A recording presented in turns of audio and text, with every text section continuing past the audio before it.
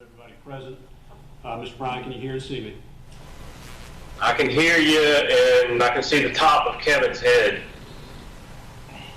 Well, we have to adjust this every time I stand up or sit down. Yeah. We'll do our best. Okay. Again, Mr. Bryan, if you run into an issue there, just let me know, and we'll do whatever we can to address it, all right? I think we're okay. All right. Again, we're back on the State of Georgia versus William Bryan, CR 20-00433. When recess indicated that the court would be taking up the issue of the motion to strike the appointment of Ms. Holmes as the district attorney.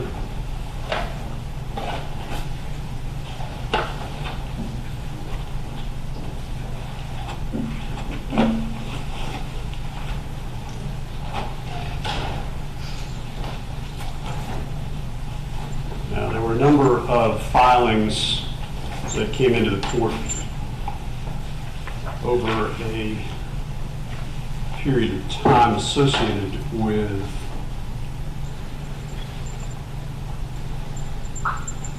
this motion. So let's just, I guess we'll just dive right into it. Mr. Goff, it's your motion. You ready to proceed?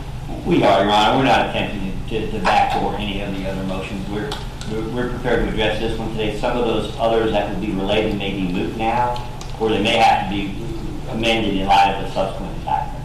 But we're ready to proceed on the motion that we have before the court. Yeah, and it occurs to me as you say that, well, let me do this. Mr. Evans, you ready to proceed on the motion? Your Honor, Ms. Dunkowski, with our head of our appeals unit, will be handling this motion on behalf of the state, and she is ready.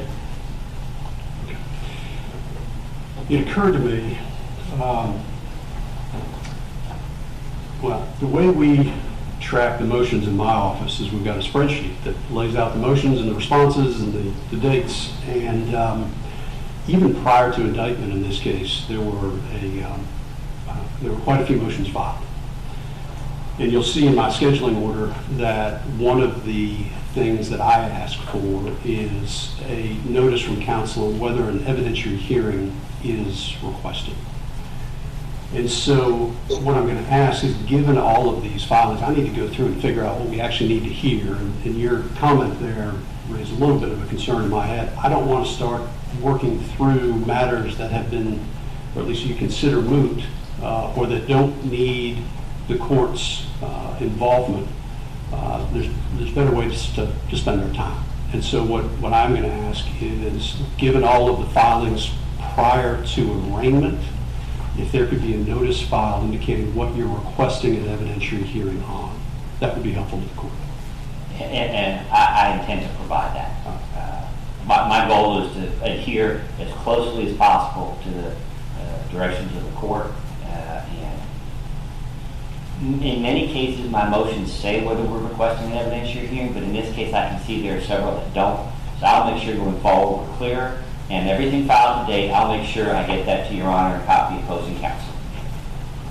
Yeah, and Mr. Evans, that would apply to the state also. I've got, looks like most of the motions I've got from the state really just address the defense motion on the appointment of Ms. Holmes. District off, I've got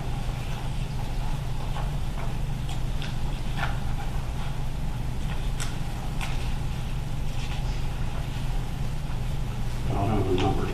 I'll just say I've got at least 2 pages on an Excel spreadsheet already, so it'd be helpful to know what exactly we need to get heard. Thank you, Your Honor. All right. On this motion, parties ready to proceed. Let me address one matter that I think would be appropriate to address first, and that was a motion with regard to the testimony of Ms. Holmes herself. The state had filed an objection. There was no motion to quash because I don't think there was a subpoena. There was some discussion, so I don't think a motion to quash would have been the appropriate vehicle. So it looks like the state filed a motion objecting to her being called as a witness. Yes, Your Honor, we did. All right. Do you intend to call Ms. Holmes as a witness? At this point, I don't intend to. I spoke with Mr. Evans, I believe, about this subject. Not Ms. Dunkowski, and I apologize, I wasn't aware of the division of the labor for today's hearing. I would not anticipate wanting to call her as a witness. If I did, I would certainly notify the court, but I don't see that happening today. We have Mr. Tom Durden, our Liberty County District Attorney, and the Deputy Assistant Attorney General, Mr. McGowan, I believe, who has been identified by the Attorney General's office as the individual in their office most familiar with the appointment process in this case. I don't anticipate any other witnesses. That is correct, and Your Honor, the state objects to this entire motion. The basis for that objection is that the defendant actually has absolutely no standing to bring this motion. Ms. Blair McGowan from the AG's office is here per agreement with Mr. Goff because he withdrew his subpoena on Mr. Chris Carr, and Ms. McGowan is the person who actually is in charge of that particular unit that reassigns district attorneys who recuse themselves, and Mr. Durden is also here. However, at this point in time, the state objects to this entire motion, given that both Mr. Bryan lacks standing, and in addition, this court has absolutely no authority to either grant or deny the motion. Let's get into that, because I'm trying to, I've read through the briefs.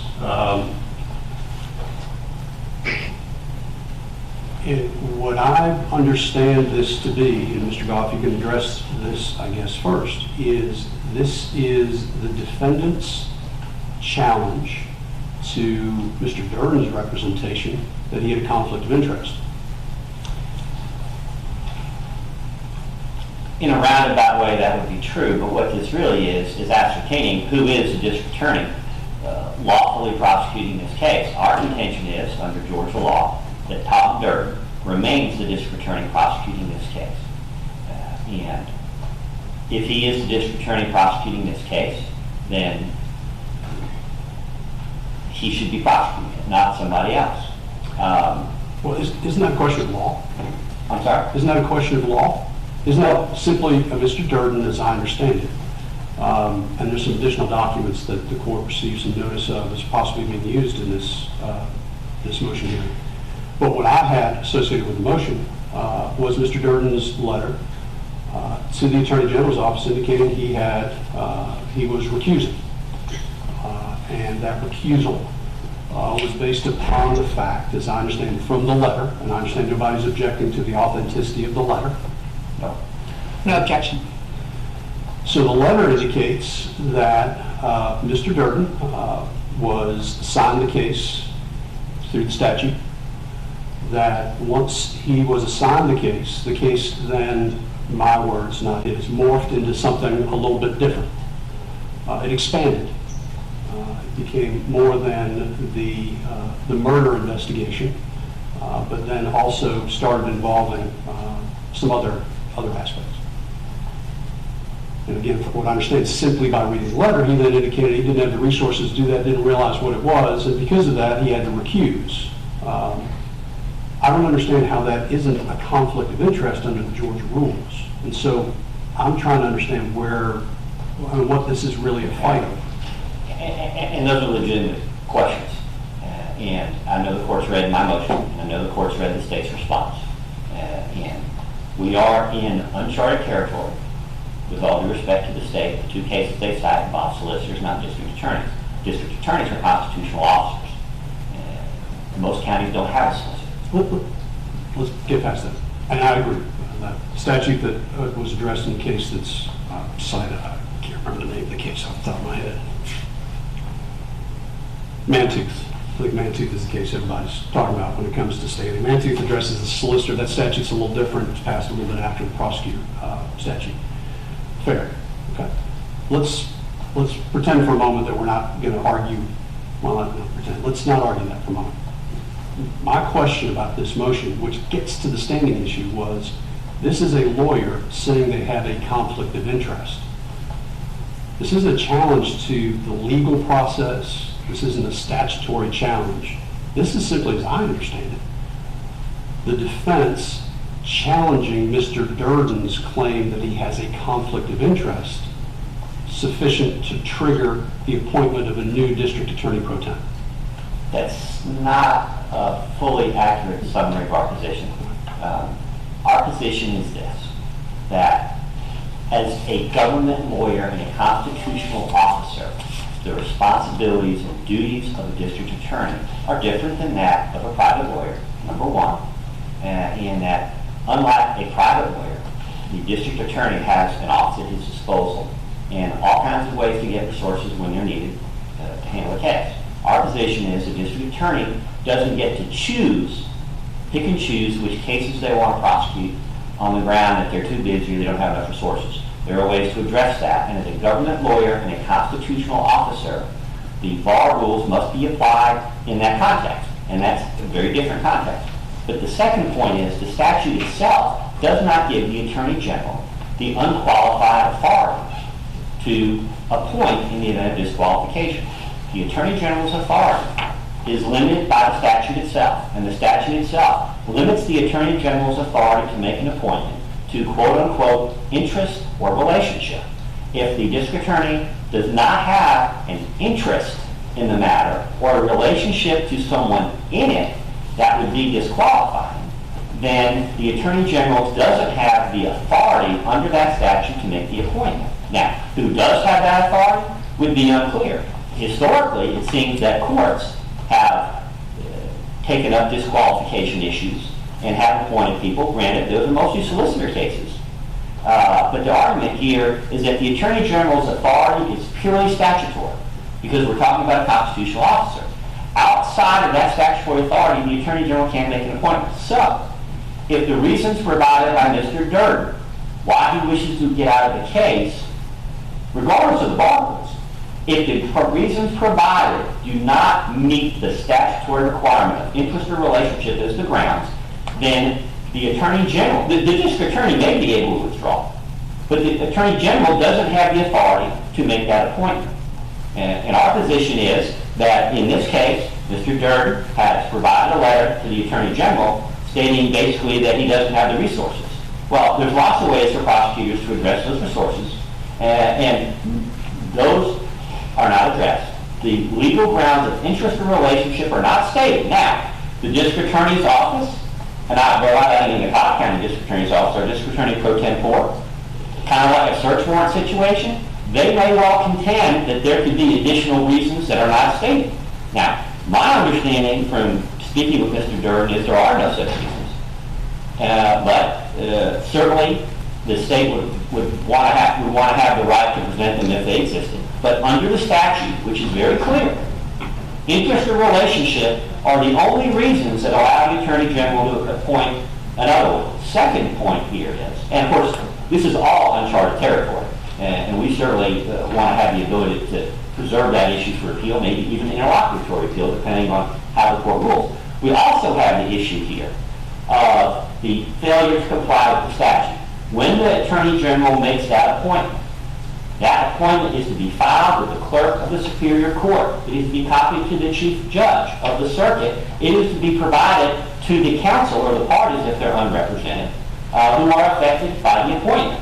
That appointment, by the documents submitted by the District Attorney's Office, that appointment dates back to May 11th. The paperwork was not filed until June 8th. And the argument is, and it's an open question of law, Your Honor, and we can see that there is no case law on that point. The question is whether those provisions are mandatory or they are directory. In other words, whether that's a requirement or whether it's optional. Because if it's a requirement, all acts taken by this district attorney prior to the filing of those documents were illegal. And that raises a whole host of problems with the indictment, with the preliminary hearing, all the events that took place, all the actions taken by the Cobb County District Attorney's Office prior to the filing. And those may or may not be curable. But we're far from getting to that point. But the point I'm making to the court is you've got the two issues. One is whether under the statute the Attorney General had the authority to change the prosecutors in this case. And second, if they had that authority, is that authority effective before they comply with the provisions in the statute? Our contention is that those are mandatory, not directory. The filing and the provision of notice is not a suggestion. And the reason for that, Your Honor, is the district attorney is in fact a constitutional officer, and we don't have star chambers in the state of Georgia. We don't have secret prosecutors and secret things that the people don't know. Every citizen of Glenn County, not just Mr. Bryan, every citizen of Glenn County, every citizen of Cobb County should be able to tell who the prosecutor is for felonies in that jurisdiction. And when the Attorney General makes secret appointments that don't comply with the statute, then it creates, and I'm not saying anything improper took place here, but it creates an environment that is not conducive to public trust and confidence in our judiciary. And therefore, our position is that those requirements are mandatory and not directory. And for both that reason and the fact that there were no grounds to make the appointment, as a matter of Georgia law, the district attorney lawfully appointed to prosecute this case is Tom Derman, whether he wants the job or not. From the state, again, I'm trying to just work through whether we need to have an evidentiary hearing or whether this is a question of law. That being the case, from the state. Thank you, Your Honor. This is a question of law, Your Honor. It is an attack on the statute. It's an attack on the AG's office. And it's wordplay. This basically says 15-18-5, appointment of substitute for absent or disqualified district attorney. Section A, when a district attorney's office is disqualified from interest. Interest can be taken one of two ways. I have an interest in the case, meaning it's going to affect me personally, financially, familially, with family, something along those lines. The other way it can be an interest is, as we have under the Georgia Rules of Professional Conduct, Rule 1.7, a lawyer shall not represent or continue to represent a client if there is a significant risk that the lawyer's own interests or the lawyer's duties to another client will materially and adversely affect the representation of the client, and that's what we have here. I will submit to the court State's Exhibit number 10. I've shown that to Mr. Goff. This is the letter from Mr. Tom Durden. Any objections, counsel? No objection. Okay. Let's figure out how we're going to shuffle documents around here. I don't need to look at it, I already have.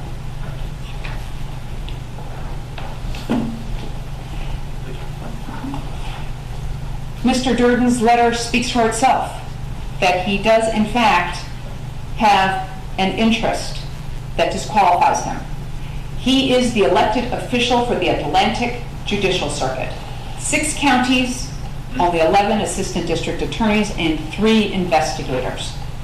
And in that letter, it indicates he was more than happy to take this matter on, but he didn't know what it was and how large it was and how many resources in his office it was going to take up.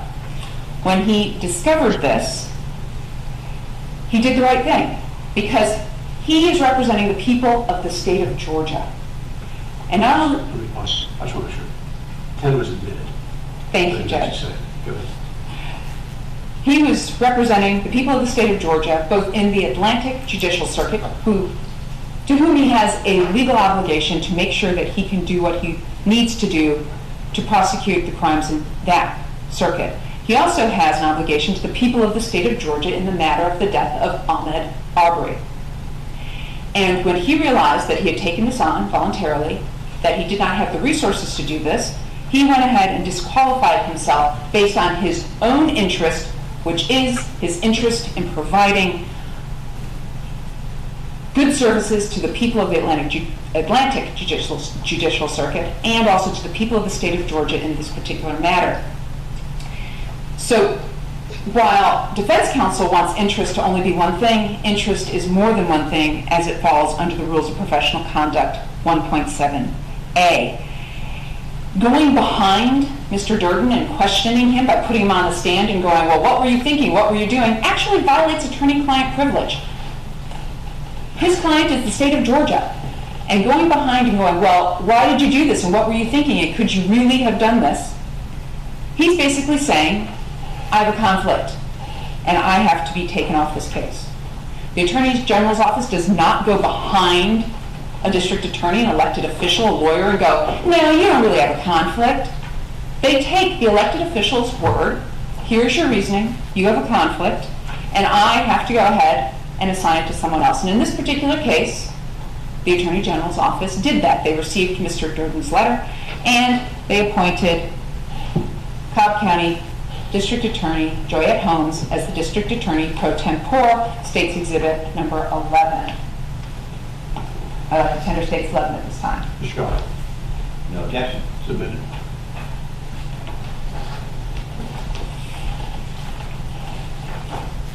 And Your Honor, Mr. Goff is completely correct. That was brought, that letter went out May 11th of 2020. And he's absolutely right. I failed to file it. It's on me, totally on me. I'm the one, when it was brought to my attention after speaking with the Attorney General's office, they said, you know, you're up in Cobb and there's no way for you to file into this case. There was absolutely no way for you to electronically file into this case prior to the indictment. They said, okay, you need to figure out a way to make sure this gets filed because, Ms. Dunikoski, you cannot walk across the street to the courthouse. You're up in Cobb County. So I called the clerk's office and I said, you know, I need to get this filed. I need to make sure it hasn't been filed yet. And I will take the hit on that because it did not get done in a timely fashion. It got done by June 8th. Not because the district attorney's office was going to try and hide that they'd been appointed to this, but because of the technicalities of the electronic filing system that Glenn County has. And that is the reason for that. There was no star chamber here, and in fact, once this appointment was made, I'm sure we'll be able to find numerous video clips where Mr. Goff was talking about it on the news. The reason you file this in open court is to make sure that opposing counsel knows that the district attorney has changed and that service now for anything should be on a different district attorney. He was informed of that and was well aware of that on May 11th. So that is not actually an issue. The real issue here, Your Honor, is that this Mantooth case and the Nellis case, N-E-L-S, both stand for the proposition that a defendant does not get to select his or her prosecutor. This is the state of Georgia versus William Bryan. If William Bryan was sued civilly, Mr. Bryan would not get to go, oh, Mr. Johnson's suing me. I don't like his attorney. She's too good. She's too smart. She's got a great team. I want a different attorney representing the person who's suing me. That is not how this works. And in the state of Georgia, a prosecutor is a prosecutor is a prosecutor, except if they have a conflict. And in this case, Mr. Durden did in fact have a conflict. The Attorney General, when he received that notice, did what the statute requires him to do, which is to go ahead and appoint someone else. There is absolutely no law that the defense can point to, no statute that the defense can point to, that gives a defendant a right to challenge a district attorney saying I'm disqualified off the case. In this case, it appears that Mr. Bryan didn't like Mr. Durden's choice. Oh, well, he could have done this, he could have done that, he could have gone ahead and brought in somebody else or asked for somebody else. That's not the defendant's choice. He doesn't get to tell the district attorney how to run his or her office. There's absolutely no standing here for him. In addition, as the court I'm sure noticed in Mantooth at the very end, it also pointed out that the court had absolutely no authority in that case whatsoever to grant or deny any sort of challenge. That there is nothing that provides this court authority to question the district attorney who makes that decision, nor the Attorney General who goes ahead and respects that elected official's decision to recuse themselves and appoint someone else. Thank you very much. Sure. I'll try and be brief, not my long suit, but I'll do my best. First of all, Your Honor, this e-filing story is, with all due respect, utter nonsense. I'm not implying that anybody has any evil intent or malicious intent here, but let's be clear. We had a preliminary hearing in this courtroom 4 days before the paperwork was filed. Ms. Dunikoski was here and present all day for that hearing.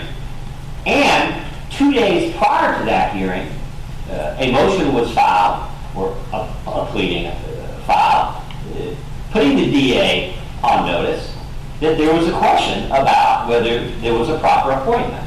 So the idea that some e-file technical issue was the reason why it wasn't done, well, that's just not true. So to the extent that it causes the court concern, I think it justifies a hearing. Beyond that, the real issue isn't Mantooth or Nels, because they really don't, they're not squarely on point. They're certainly the Court of Appeals. None of the issues I've raised today are actually directly addressed in either of those decisions.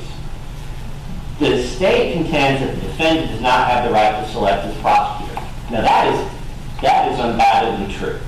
We agree on something. We agree on that.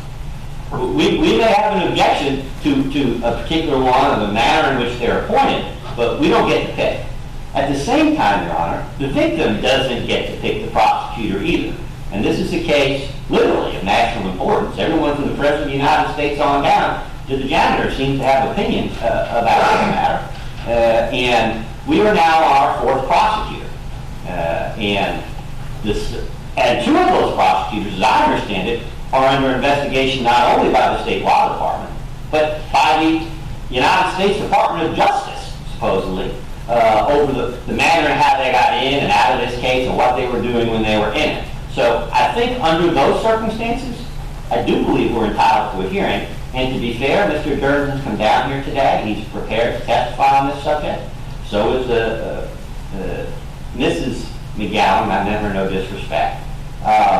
This issue is going to get addressed at some point, and I would humbly suggest that we address it now. But if the court doesn't want to do that, I mean, the court has all the power, but I'm going to suggest in the case of national importance where so many questions have arisen about the prosecutors in this case and how things were handled in this case, that in this case, above any other case that's been in the Georgia judiciary, this is a case where any question as to the propriety of an appointment or how it was done should be addressed thoroughly, openly, on the record as early as possible.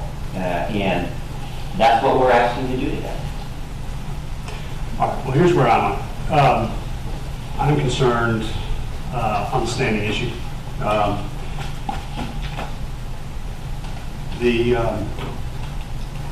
issue, and I get back to whether or not this court in this setting has the authority to go in and address a challenge to a claim of conflict of interest by a district attorney under these circumstances. I'm going to leave the standing issue alone. As to the conflict itself, there is nothing in the record indicating that the way the Attorney General was notified of the conflict was inappropriate. I've gone through the bar rules, and just gleaning what I can from Mr. Durden's letter, there's no indication that the attorney was not complying with the rules when he wrote the letter. As to the AG's decision then to move forward and appoint Ms. Holmes, I understand the argument. I have the appointment document dated May 11th. There is no argument in the motion. I have heard no argument with regard to prejudice or surprise. I don't believe that that is an issue before the court. And under those circumstances, the court, we're not going to move forward with a hearing with all due respect to those individuals who, although they may be here, and the implication is they're more than happy to provide that testimony. My understanding is these folks were either subpoenaed or told they would be under subpoena, and they're complying with court process. Being officers of the court, they'd be required to do so anyway. So whether those subpoenas were served, unserved or not, they're here because they believe that they were material to this case based upon representations made to them. This court's position is these are questions that can be addressed without a full-blown evidentiary hearing. The court is denying the motion to strike the illegal appointment of Ms. Holmes as District Attorney Pro Tem. I'll go ahead and enter a written order on that. It'll probably be sometime early next week. Thank you, Your Honor. Thank you, Your Honor.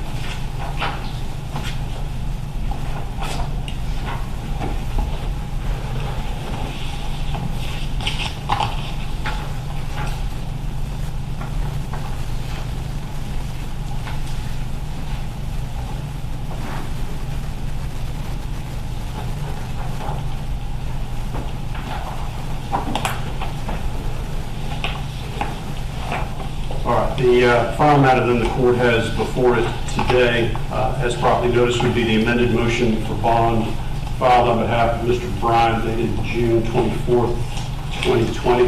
Is the defense ready to proceed on that motion? We are, Your Honor. We have been conferring with Mr. Evans, I believe, is handling this motion for the state. There's two aspects to the motion. One is the standard 1716-1 conditions under which the court can grant bond. And we have presented by way of exhibit a number of statements from family and friends on behalf of Mr. Bryan. We have one witness to testify briefly on that subject. As indicated in our amended motion, pursuant to the ADA guidelines and previous directions of our appellate courts, we believe that this is the case where the court can and should consider the substantive strengths and weaknesses of the prosecution in this matter.